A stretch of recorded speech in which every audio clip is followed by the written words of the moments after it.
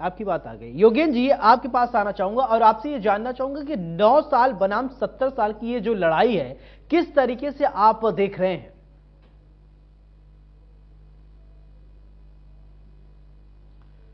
नहीं, देखिए, 9 साल बनाम 70 साल की जो लड़ाई है वो बहुत निश्चित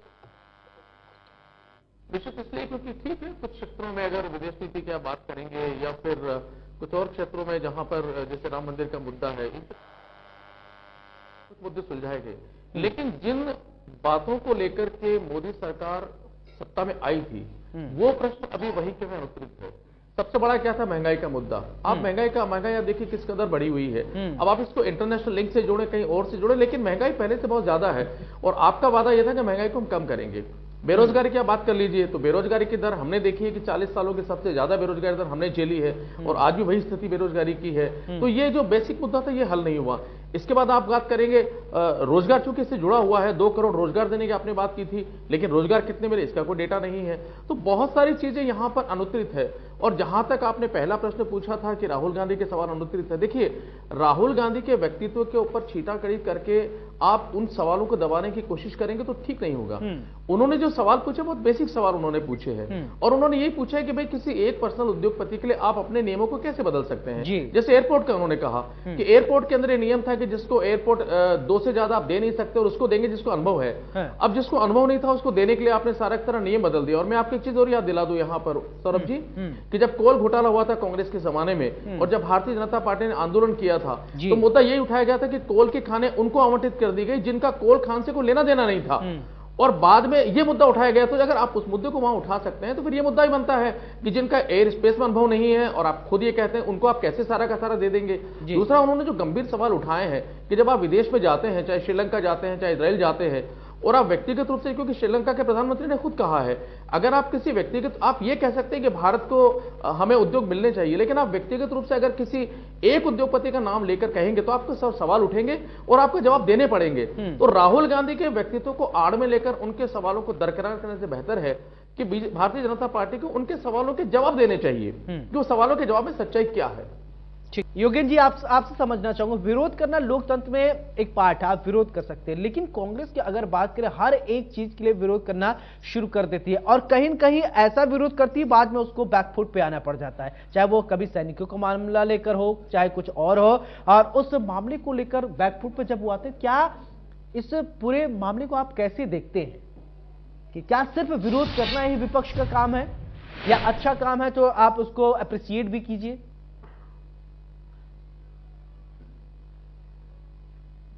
देखिए सौरभ जी, आपने बिल्कुल सही कहा। जब हम राष्ट्रीयता की बात करते हैं तो अगर सरकार कोई अच्छा काम करती है तो चाहे विपक्ष हो या कोई भी दल हो, उसका समर्थन भी करना चाहिए और सहयोग भी करना चाहिए जी। क्योंकि हम जितने भी दल हैं, चाहे पक्ष में हो विपक्ष में हो, उनका एकमात्र उद्देश्य मिलजुल करके और भारत की जनता की भलाई और भारत को सुदृढ़ करना है। इसलिए सिर्फ हम विपक्ष में हैं और हम इसलिए विरोध करेंगे क्योंकि विपक्ष में है, ये रणनीति तो ठीक नहीं हो सकती है। लेकिन जहां तक सवाल आरोप लगाने का है, देखिए, विपक्ष का काम है आरोप लगाना, बिल्कुल वो लगाएंगे। पक्ष का जवाब है, यानी भारतीय जनता पार्टी का काम उसका जवाब देना। लेकिन यहां पर मुझे लगता है एक चीज और होनी चाहिए, और वो है कि अगर आप आरोप लगा रहे हैं तो फिर आपकी जवाबदेही तय होनी चाहिए जी। अगर आपने कोई आरोप लगाया है तो सिर्फ इसलिए कि सेंसेशन बनाने के लिए या फिर अपनी सहानुभूति बरतने के लिए या फिर अपने आप को बड़ा दिखाने के लिए अगर आप आरोप लगा रहे हैं तो उस प्रवृत्ति पर बिल्कुल जानता है कि वो संवैधानिक रूप से क्या है, आपके पास प्रमाण क्या है। अगर कोई विपक्ष का नेता, विपक्ष का बड़ा लीडर ऐसा आरोप लगाता है जी, हाँ, मैं वही कह रहा हूं आपसे, तो उसको ये जवाबदेही ये संसद की बनती है कि अगर संसद में कोई भी माननीय विधायक या माननीय सांसद अगर विधायक लगा रहा है विधानसभा के अंदर तो उसकी जिम्मेदारी बनती है, और अगर संसद में कोई माननीय सांसद लगा रहा है तो उसकी जिम्मेदारी बनती है कि अगर वो कोई आरोप लगा रहा है तो उसको फुल प्रूफ उसको देना चाहिए। बिल्कुल। यहां पर देखिए, यहां पर मैं एक चीज और जोड़ना चाहूंगा इसके साथ में कि जहां विपक्ष का दायित्व है कि अगर वो कोई आरोप लगाता है तो उसको फुल प्रूफ होना चाहिए। बिल्कुल, वहां ये दायित्व सभी का है, मतलब सत्ता पक्ष के लिए भी कह रहा हूं कि सत्ता पक्ष का भी दायित्व है कि अगर विपक्ष के ऊपर वो कोई आरोप लगाता है, चाहे भ्रष्टाचार के आरोप हो चाहे कोई और हो, तो उसका भी फुल प्रूफ होना चाहिए। मतलब हमें दरअसल हमें इस संसदीय व्यवस्था को जवाबदेही बनाना पड़ेगा ताकि ना तो अनर्गल आरोप लगे और ना ही उसके अनर्गल आरोप जवाब दिए जाए। बिल्कुल। योगेंद्र जी, किसी बड़े राइटर ने यह लिखा है कि आप फर्स्ट आकर फेल हो, वहां जाकर झूठे साबित हो जाए, इससे अच्छा है कि आप सेकंड रहे। तो बहुत सारे, अगर इससे पहले राफेल के मुद्दे को लेकर देखा जाए कितना कांग्रेस ने हो हल्ला किया, चुनावी मुद्दा बना दिया, हर जगह जाकर जनता ने इसको नकार दिया, लेकिन एक बार फिर से अब अडानी का मुद्दा उठा रहे हैं राहुल गांधी। लेकिन साक्ष्य क्या है राहुल गांधी के पास, ये अभी वो बता नहीं रहे हैं।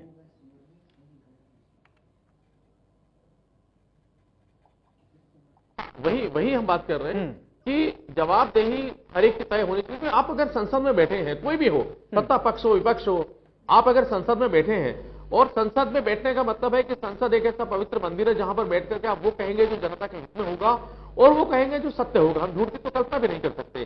तो वहां बैठ करके अगर कोई आरोप किसी पे भी लगाता है, जैसे सत्ता पक्ष विपक्ष पे लगाए, विपक्ष सत्ता पक्ष पे लगाए, तो दोनों की ये संवैधानिक रूप से जवाबदेही तय करनी चाहिए कि उसके पास प्रूफ हो, अगर वो मांगे जाए तो प्रूफ उपलब्ध करवाए, और अगर प्रूफ नहीं है और अगर सिर्फ सेंसेशन या एक सनसनी पैदा करने के लिए उन्होंने अगर लगाए हैं, तो जवाबदेही तय करते लिए उसके लिए दंडात्मक कार्रवाई भी होनी चाहिए। योगेश जी, आपसे ये समझना चाहेंगे, देखिए कांग्रेस और बीजेपी की अगर बात करें, ये तो राजनीतिक बात तो करेंगे, राजनीतिक पार्टियां, लेकिन अगर राजनीतिक विश्लेषक होने के नाते आपसे मैं ये पूछूं कि जो मामले बन रहे हैं, कांग्रेस के पास क्या मुद्दा नहीं है? क्या 2024 में जब कांग्रेस आएगी चुनावी मुद्दा लेकर, क्या अडानी लेके आएगी? क्या अलग अलग जो बातें आ रही हैं राहुल गांधी के समय, ये राहुल गांधी जब भारत जोड़ो यात्रा किया तो लगा कि छवि बदल गई है, लेकिन फिर वही जब बोलते हैं ढाक के 3 पात वाली बात हो जाती है। दरअसल संसद एक ऐसा प्लेटफॉर्म है जहां पर आप एक सार्थक चर्चा करते हैं, वहां से चीजें निकलकर सामने आती है, लेकिन संसद में गए हो हल्ला शुरू, बातें आई नहीं पाती, कौन क्या बोल रहा है समझ में नहीं आता, कोई पर्चा लहरा रहा है, कोई क्या कर रहा है। क्या लोकतंत्र का मंदिर इसीलिए हो गया है क्या? वहां जाइए अब जहां पर सार्थक चर्चा हो सकती है, वहां चर्चा होती नहीं है। प्रधानमंत्री की मानते हैं क्या लोकतंत्र का देखिए, कांग्रेस की समस्या है कि 2014 में जब कांग्रेस सत्ता से बाहर हुई, तो कांग्रेस पर सबसे बड़े आरोप थे भ्रष्टाचार के, और यही वजह थी कि पूरे देश में एक लहर उठी और कांग्रेस सत्ता से बाहर हो गई। पिछले तकरीबन 10 सालों से बाहर है। अब कांग्रेस जिस हथियार से, जिस वजह से बाहर हुई है, कांग्रेस चाहती है कि उसी तरह का कोई मुद्दा उसके हाथ में आए और उस मुद्दे को लेकर जनता के बीच जाए, भारतीय जनता पार्टी को घेरा जाए, उसी चीज पर खेलते हुए भारतीय जनता पार्टी को आउट किया। बिल्कुल। तो अब उनको लगता है कि अडानी के रूप में एक ऐसा हथियार, उनको लगता है, मैं नहीं कह रहा हूं, टॉकिंग हेड मिल गया, अडानी के रूप में एक ऐसा हथियार हो सकता है इस हथियार के माध्यम से जनता को उद्वेलित करते हुए भारतीय जनता पार्टी को घेरा जा सके, पहला। लेकिन देखिए, जब राहुल गांधी ने पूरी यात्रा की है, तो मैं फिर एक बार कांग्रेस के मित्रों को याद दिला दूं कि राहुल गांधी ने कहा था कि हम जो जनता के जुड़े मुद्दे उनको लेकर बीच में जा रहे हैं, जनता के मुद्दों को जानने के लिए जा रहे हैं, और वो मुद्दे थे महंगाई, वो मुद्दे थे बेरोजगारी। मुझे थोड़ी सी तकलीफ ये है कि ठीक है आपने संसद में अडानी का पूरा मुद्दा उठाया, लेकिन 80% 85% बात आपने अडानी की लेकिन जबकि उसी संसद में जो अन्य मुद्दे हैं वो दब गई, आपने नहीं उठाए। दूसरी कांग्रेस की समस्या ये है कि जब आप अडानी का मुद्दा वहां पर उठाते हैं, अडानी का जब मुद्दा वहां उठाते हैं, तो फिर आपको अपनी सरकार की तरफ देखना चाहिए। बिल्कुल, कि उसी अडानी के लिए वहां पर आपके लिए रेड कार्पेट राजस्थान में बिछाया जाता है, उसी अडानी के लिए आपके लिए छत्तीसगढ़ में बिछाया जाता है। तो क्या हमें मान के चले कि आपके डबल फेसेस है, या ये मान के चले कि आपकी जो राज्य सरकार है उसका कंट्रोल नहीं है, और राज्य सरकारें अपने तरीके से चलती है और सेंट्रल जो आपका केंद्रीय नेतृत्व है वो अपने तरीके से चलता है। बिल्कुल। इसी तरीके जब महंगाई की बात करते हैं, बेरोजगारी की बात करते हैं, फिर राजस्थान पे आते हैं कि राजस्थान में सबसे महंगी बिजली आप दे रहे हैं, सबसे महंगा पेट्रोल डीजल आप दे रहे हैं। बेरोजगारी की बात करेंगे तो पूरे भारतवर्ष में जो बेरोजगारी दर है वो सर्वाधिक 2nd नंबर पोजीशन पे आप हैं। तो कांग्रेस की समस्या ये है कि कांग्रेस चीजें उठाना तो चाहती है, लेकिन मुझे लगता है कि कांग्रेस का नेतृत्व, कांग्रेस का जो नेतृत्व वो फिट नहीं हो पा रहा है ना। कभी कोई एक कहावत है ना, देख के मौका मार दे चौका, ये वाली बातें जो होती है ना, देख के मौका मार दे चौका, वो कांग्रेस कहीं नहीं कर पाती। योगेश जी, आपसे ये समझना चाहता हूं कि अटल बिहारी वाजपेयी का एक वक्तव्य मुझे याद आ रहा है, वो कह रहे थे कि अगर विपक्ष विहीन सरकार हो जाए तो सरकार निरंकुश हो जाएगी। विपक्ष की भूमिका आप देख रहे हैं, तो क्या सरकार वास्तव में निरंकुश हो रही है? क्या ऐसा हो सकता है क्या?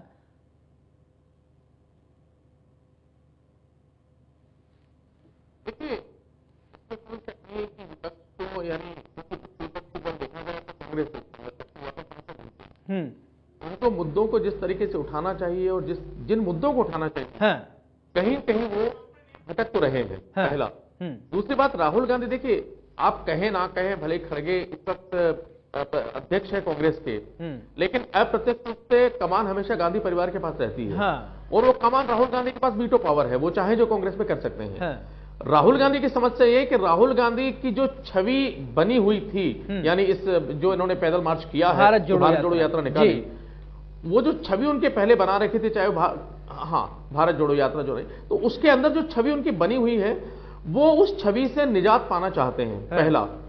और दूसरा, उनको लगता है कि जिस तरीके से उन्होंने भारत जोड़ो यात्रा की है और कश्मीर में जिस तरीके से श्रीनगर में झंडा लहराया, उसके बाद उनको लगता है कि या तो उनके सिपा सालार ने उनको समझाया या उनके आसपास जो लोग रहते हैं उन्होंने समझाया कि आपको याद है बदल चुकी है। प्रेस कॉन्फ्रेंस में राहुल गांधी कहते थे मैंने पुराने राहुल गांधी को मार दिया है, पुराने राहुल गांधी को मार दिया, मैं नया राहुल गांधी हो गया हूं, नया अवतार आ गया हो गया है, मार दिया है। मैं राहुल गांधी को जानता नहीं, वो राहुल गांधी कौन है।